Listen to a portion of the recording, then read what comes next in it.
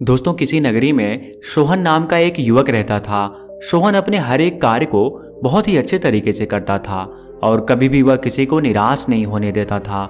स्वयं सोहन कितना भी बिजी क्यों ना रहे, लेकिन अगर कोई उससे कोई काम करने को कह देता था तो वह उस व्यक्ति का काम जरूर करता था। अगर उसे किसी से कुछ राय भी मांगनी रहती थी तो वह तरह तरह के लोगों से उनकी राय जरूर लेता था, जिसकी वजह से उसका कभी भी कोई भी कार्य समय पर पूरा नहीं हो पाता था। सोहन जब कोई कार्य करता, जब उसको समझ में नहीं आता कि इस कार्य को कैसे करना है, तो वह अपने दोस्तों से, अपने पास पड़ोस के लोगों से या उससे जो बड़े लोग थे उनसे उनकी राय जरूर मांगता था। उनसे कहता कि बताइए इस काम को कैसे किया जाए। तो सब लोग उसे तरह तरह की राय देते रहते थे और जब सोहन सभी लोगों के मशवरों को अपनाता तो वह फेल हो जाता था। वह अपने काम में सफल ही नहीं हो पाता था। आज उसके पड़ोसी ने बोला कि सोहन, इस काम को इस तरीके से करो तो सफल हो जाओगे। सोहन ने वैसा ही किया, लेकिन उसे उस कार्य में सफलता नहीं मिली। उसकी जो समस्या थी वह हल ही नहीं हो पा रही थी। फिर उसने अपने दोस्त से पूछा तो दोस्त ने उसकी परेशानियों को सॉल्व करने के लिए एक दूसरा तरीका बताया। सोहन ने जब उस तरीके को भी अपनाया तो भी वह उस कार्य में सफल नहीं हो पाया। यानी लोगों ने सोहन के समस्याओं को हल करने का जैसा भी तरीका बताया, सोहन ने वैसा ही किया, लेकिन उसके कभी भी कोई भी कार्य सफल नहीं हो पाते थे। न ही वह कभी भी किसी कार्य को सही समय पर समाप्त कर पाता था। अंत में हताश निराश होकर के वह ऐसे ही घर की चार दीवारी पर बैठा था। उसे कुछ समझ में नहीं आ रहा था कि अब उसे क्या करना चाहिए। उसकी माता ने कहा कि सोहन, अब तुम किसी और से नहीं पूछोगे? सोहन ने कहा कि माँ, मैं अब किसी से नहीं पूछूंगा, अब तो लोग मेरा मजाक भी उड़ाते हैं। उसके पिता ने जब सोहन को निराश होते हुए देखा तो सोहन से कहा कि तुझे तो अपना दिमाग इस्तेमाल ही नहीं करना है। लोग जैसा कहते हैं तू वैसा ही करता रहता है। तरह तरह के तरीके तू अपनाता है, लेकिन एक भी तरीका तेरा सही नहीं होता है। ना ही वह तेरा तरीका उस कार्य को पूरा करने में तेरी मदद भी करता है।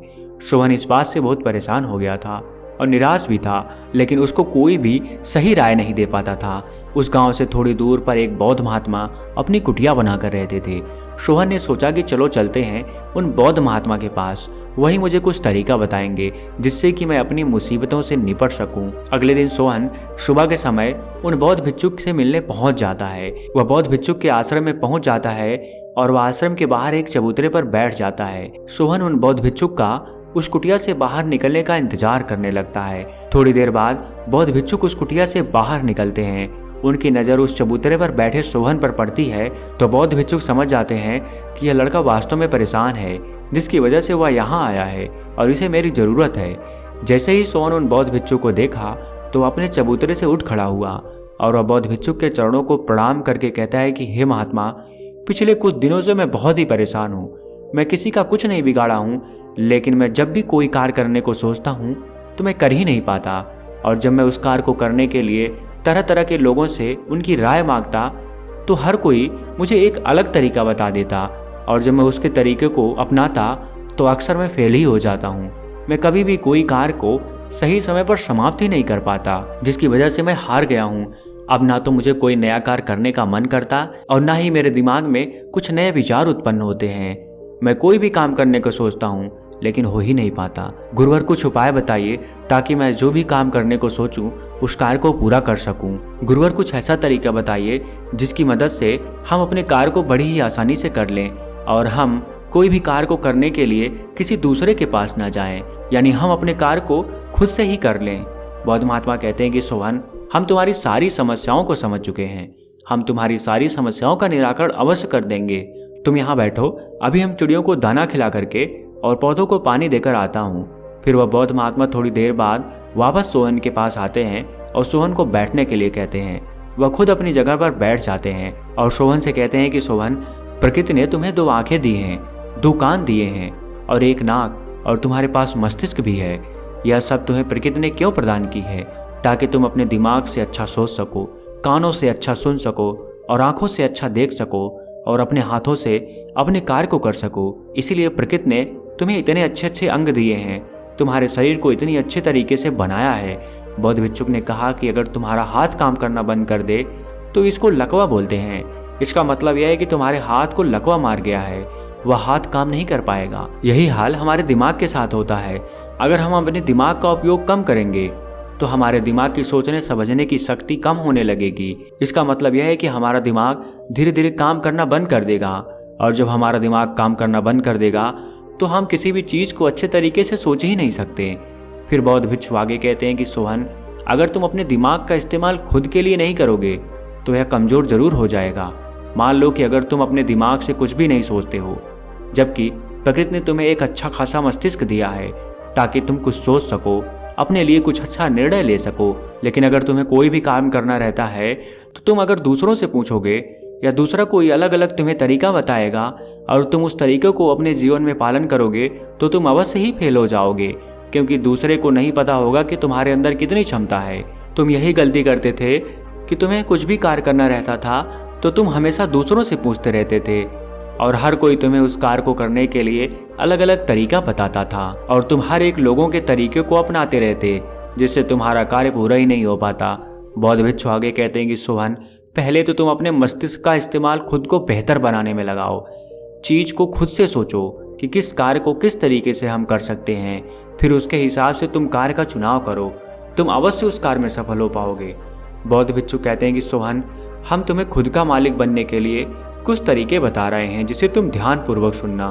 तुम पहले खुद का मालिक बनो। अगर तुम खुद का मालिक बन गए तो जीवन में तुम जो भी निर्णय लोगे तुम्हारे सारे निर्णय सही होंगे, इसलिए मेरी बातों को बहुत ही ध्यानपूर्वक सुनना। बौद्ध भिक्षु कहते हैं कि खुद का मालिक बनने का पहला तरीका है अपने विचारों का निरीक्षण करो।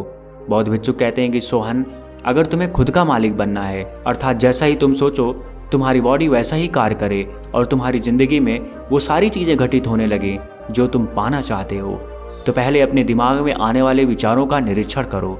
मतलब कि तुम्हें जो कार्य करना है, जब तुम उस कार्य को करने के बारे में सोचोगे कि इस कार्य को कैसे किया जाए, किस तरीके से किया जाए, तो तुम्हारे दिमाग में तमाम तरह के विचार आएंगे। ऐसे में तुम तुरंत एकांत में चले जाओ और तुम अपने हर एक विचार पर जो तुम्हारे दिमाग में उत्पन्न हो रहे हैं उसका एक एक करके निरीक्षण करो कि कौन सा विचार, कौन सी तरकीब जो हमारे दिमाग में उत्पन्न हो रही है, अगर हम उसको अपनाते हैं तो सही हो सकता है, अर्थात हम सफल हो सकते हैं उस तरीके से।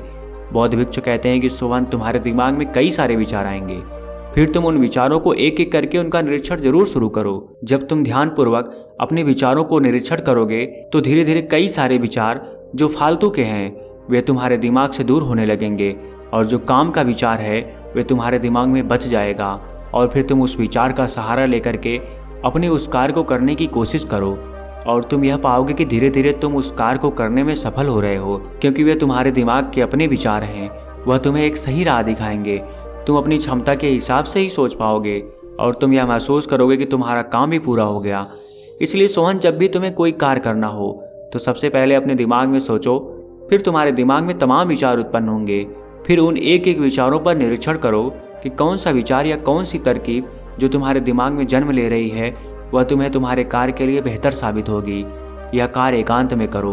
बौद्ध भिक्षु सोहन से कहते हैं कि सोहन, खुद का मालिक बनने के लिए दूसरा तरीका है कि अपनी भावनाओं पर नियंत्रण रखो। बौद्ध भिक्षु कहते हैं कि कभी कभार इंसान बहुत भावुक हो जाता है अपने कार्य को करने के लिए, या यूं कहें कि नर्वस हो जाता है।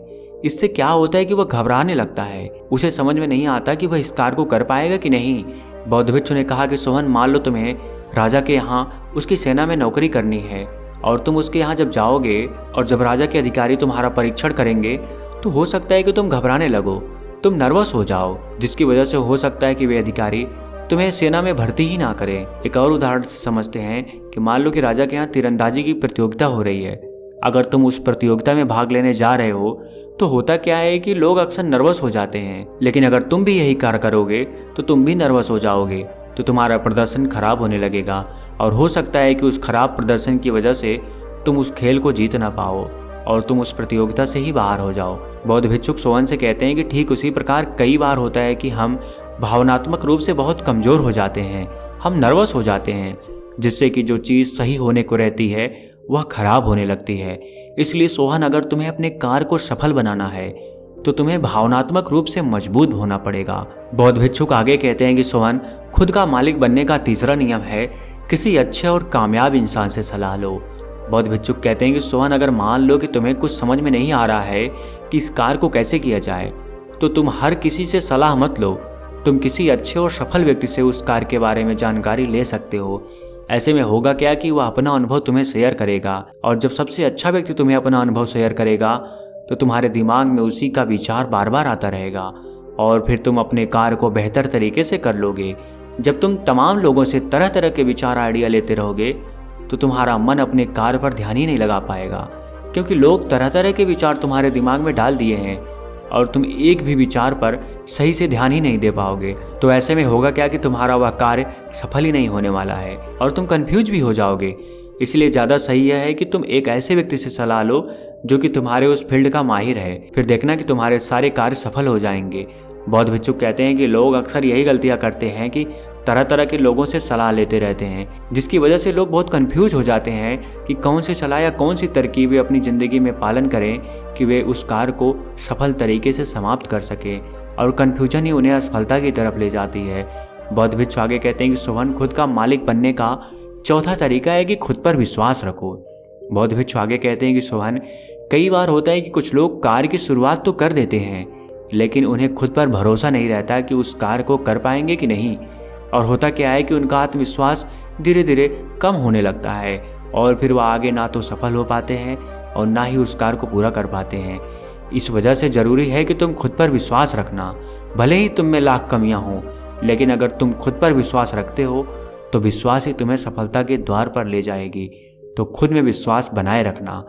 बौद्ध भिक्षुक आगे कहते हैं कि खुद का मालिक बनने का पांचवा तरीका है अपनी ऊर्जा लक्ष्य को पाने में लगाओ। बौद्ध भिक्षुक आगे कहते हैं कि सोहन, तुम्हारे पास सब कुछ है, अच्छी तरकीब है, अच्छी सोचने समझने की क्षमता है, अच्छा दिमाग तुम्हारे पास है, लेकिन अगर तुम इन सब का उपयोग एक साथ अपने लक्ष्य पर नहीं लगाओगे तो तुम्हारी ऊर्जा बढ़ जाएगी, और जब तुम्हारी ऊर्जा अलग अलग जगह पर बढ़ जाएगी तो तुम कितने भी शक्तिशाली क्यों ना हो, तुम कभी भी अपने लक्ष्य को नहीं भेद पाओगे, क्योंकि उस लक्ष्य को पाने में जितनी ऊर्जा की आवश्यकता थी तुमने वह सारी ऊर्जा तो अलग अलग दिशाओं में खर्च कर दी, तो तुम कहाँ से अपने लक्ष्य को भेद पाओगे। इसलिए अगर तुम्हें अपने लक्ष्य को भेदना है तो पूरी ऊर्जा सिर्फ अपने लक्ष्य को पाने में लगा दो। बौद्ध भिक्षुक आगे कहते हैं कि लोग अक्सर यही गलतियां कर देते हैं कि लोग सोच तो लेते हैं कि मुझे अपनी ज़िंदगी में कुछ बड़ा काम करना है, लेकिन वह अपनी ऊर्जा को अलग अलग दिशा में बांट देते हैं। उनकी ऊर्जा बढ़ जाती है और फिर वह अपने लक्ष्य की तरफ वे लोग अपने लक्ष्य की तरफ थोड़ी सी ही ऊर्जा लगा पाते हैं, जिससे होता क्या है कि जितनी ऊर्जा की आवश्यकता थी उन्हें उस लक्ष्य को पाने में वे लोग उतनी ऊर्जा दे ही नहीं पाते, और यही वजह रहती है कि लोग अक्सर अपने कार्य में असफल हो जाते हैं। इसलिए सोहन, तुम्हें भी यह गलती नहीं करनी है। तुम्हें अपनी सारी की सारी ऊर्जा सिर्फ और सिर्फ अपने लक्ष्य को पाने में लगानी है। बौद्ध भिक्षुक आगे कहते हैं कि अपने दिमाग का मालिक अर्थात खुद का मालिक बनने का छठा तरीका है कि ध्यान करने की आदत डालें। बौद्ध भिक्षुक कहते हैं कि अपने दिमाग को नियंत्रित करने का यह सबसे बढ़िया तरीका है। जब तुम्हारा दिमाग तुम्हारे बस में रहेगा, अर्थात तुम जो सोचोगे तो तुम्हारी बॉडी वही काम करेगी, तो यकीनन आने वाला समय तुम्हारे लिए अनुकूल होगा। लोगों का दिमाग बहुत ज़्यादा भागता रहता है, उनके दिमाग में तरह तरह के विचार आते रहते हैं, लेकिन लोग अपने विचारों पर नियंत्रण ही नहीं कर पाते। इस वजह से होता क्या है कि उनका ध्यान तरह तरह की दिशाओं में बढ़ जाता है और वह एक ही कार्य पर सही तरीके से ध्यान ही नहीं दे पाते। इसलिए सोहन, तुम्हें सबसे पहले ध्यान करने की आदत डालनी होगी। ध्यान से होगा क्या कि तुम्हारा मन और मस्तिष्क दोनों खुद तुम्हारे हिसाब से चलेगा, और जब तुम्हारा मन और मस्तिष्क खुद तुम्हारे हिसाब से चलेगा तो तुम पूरी एकाग्रता के साथ अपने कार्य को कर पाओगे, और जब तुम्हारा मन एकाग्र रहेगा तो तुम्हारी सोचने और समझने की शक्ति भी बढ़ जाएगी। जाहिर सी बात है कि जब तुम अच्छा सोच पाओगे तो तुम्हारे कार्य भी अच्छे तरीके से संपन्न होंगे। इसलिए ज़रूरी है कि ध्यान करो, और ध्यान से तुम्हारा दिमाग और तुम्हारा मस्तिष्क दोनों तुम्हारे नियंत्रण में रहेगा। बौद्ध भिक्षुक आगे कहते हैं कि खुद का मालिक बनने का सातवां तरीका है अपने दिमाग में अच्छा और सकारात्मक विचार पैदा करो। जो लोग हमेशा नकारात्मक बातें करते रहते हैं, हमेशा नकारात्मक बातें ही सोचते रहते हैं, वे पतन की तरफ आगे बढ़ जाते हैं, उनकी ऊर्जा विखंडित होने लगती है। लेकिन जो व्यक्ति हमेशा सकारात्मक रहता है और सकारात्मक बातें सोचता है तो उसका पूरा शरीर और पूरी ऊर्जा सकारात्मक ऊर्जाओं से भरी रहती है। भले ही तुम कितने नकारात्मक वातावरण में रह रहे हो, लेकिन नकारात्मक वातावरण में रहते हुए भी खुद को सकारात्मकता से भर दो। खुद के दिमाग में सकारात्मक बातें सोचो। धीरे धीरे होगा क्या कि जब तुम सकारात्मक बातें सोचोगे तो तुम्हारे दिमाग में सकारात्मक विचार जन्म लेंगे, जिससे तुम्हारी ऊर्जा बढ़ने लगेगी, और उस बढ़ी हुई ऊर्जा से तुम्हारे सारे कार्य संपन्न हो जाएंगे। इसलिए जीवन में सकारात्मक रहना बहुत जरूरी होता है। जो हमेशा नकारात्मक बातें करते हो और दुष्ट प्रकृति के लोग हैं, उनसे तुम हमेशा दूरियां बना लेना। कई बार होगा क्या कि जब तुम अपनी सफलता की सीढ़ियों पर चढ़ने लगोगे तो कुछ लोगों को यह बात हजम नहीं होगी। वह तुम्हें हमेशा नीचा गिराने की कोशिश करेंगे और तुम्हें पता भी नहीं चलेगा कि लोग तुम्हें गंदी गंदी आदतों से भरने की कोशिश करेंगे ताकि तुम अपने मार्ग से भटक जाओ। तो सावधान रहना ऐसे लोगों को। ऐसे लोगों को पहचान करके तुम उनसे दूरियां बना लेना, भले ही वह तुम्हारा कितना भी करीबी मित्र क्यों ना हो। जब सकारात्मक विचार तुम्हारे दिमाग पर हावी होगा तो तुम जो सोचोगे वही तुम्हारी जिंदगी में घटित होगा। लेकिन अगर नकारात्मक विचार तुम्हारे दिमाग में ज़्यादा आ गए तो वह तुम्हें अपने हिसाब से चलाएगा, अर्थात तुम उसके गुलाम रहोगे। तुम खुद से कभी भी कोई कार्य नहीं कर पाओगे। तुम्हारे नकारात्मक विचार ही तुमसे सब कुछ करवाएंगे। तुम चाह कर भी कुछ अच्छा नहीं कर सकते। लेकिन अगर तुम सकारात्मक ऊर्जाओं से भरे रहोगे, सकारात्मक विचार सोचोगे, तो तुम जो सोचोगे तुम्हारा दिमाग वही कार्य करेगा, अर्थात तुम्हारा दिमाग तुम्हारे वश में रहेगा। या यूं कहें कि तुम अपने दिमाग के मालिक बनोगे। तो सोहन, अगर तुम मेरी इन 7 तरीकों को अपने जीवन में अपना लेते हो तो यकीनन तुम अपने दिमाग के मालिक जरूर बनोगे। और इस नियम को तुम आज से ही अपनाना शुरू करो, क्योंकि अगर आज से ही तुम इस कार्य को अपनाओगे तो तुम्हें इसकी आदत जल्द पड़ जाएगी और जल्दी तुम्हें इसका प्रभाव देखने को मिल जाएगा। और अगर तुम्हें कुछ समझ में ना आए तो तुम समय समय पर मेरे से मिलते रहना, ताकि जब तुम कमजोर पड़ने लगो तो हम तुम्हारे अंदर एक उत्साह भर सकें। सोहन उठता है और उन बौद्ध भिक्षुक के चरणों को प्रणाम करते हुए उनका बहुत बहुत धन्यवाद देता है और वो अपने घर वापस आ जाता है। दोस्तों, मुझे यकीन है कि अगर आप इन सभी 7 नियमों को अपने जीवन में अपनाते हैं तो यकीनन आप अपने दिमाग के मालिक जरूर बने रहेंगे। मिलते हैं अगली वीडियो में कुछ नए विचारों के साथ। तब तक के लिए आपका बहुत बहुत धन्यवाद।